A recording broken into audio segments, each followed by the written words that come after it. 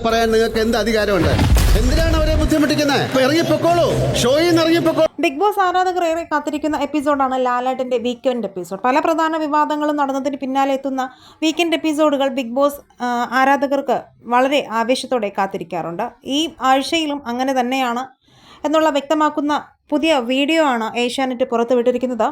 ഷോയിലെ lesbian കപ്പിൾസായ ആദിലയും നൂറയും കുറിച്ച് കഴിഞ്ഞ ദിവസം മോശമായി ലക്ഷ്മി പരാമർശിച്ചിരുന്നു. സമൂഹത്തിൽ ഇറങ്ങി നടക്കാൻ സാധിക്കാത്തവൾമാർ അവരുടെ സപ്പോർട്ട് വാങ്ങി നിൽക്കേണ്ട കാര്യം തനിക്കില്ല എന്നും നിന്റെയൊന്നും വീട്ടിൽ പോലും ഇവളുമാരെ കയറ്റില്ല എന്നൊക്കെ ആദിലയും നൂറയും കുറിച്ചുള്ള ലക്ഷ്മിയുടെ പരാമർശം ഇന്ന് ലാലേട്ടൻ ലക്ഷ്മിയോട് ചോദ്യം ചെയ്യുകയാണ്. എന്താണ് ലക്ഷ്മി, ഇതിന് ഉത്തരം തന്നേ പറ്റൂ എന്നാണ് ലാലേട്ടൻ ലക്ഷ്മിയോട് പറയുന്നത്. വ്യക്തിപരമായി തനിക്ക് അതിനോട് വിയോജിപ്പുണ്ടെന്ന് ഇതിന് ലക്ഷ്മി മറുപടി പറഞ്ഞു. നിങ്ങളുടെ വിയോജിപ്പ് അവർക്കെന്താ? നിങ്ങളുടെ ചിലവിൽ ജീവിക്കുന്നവരാണോ?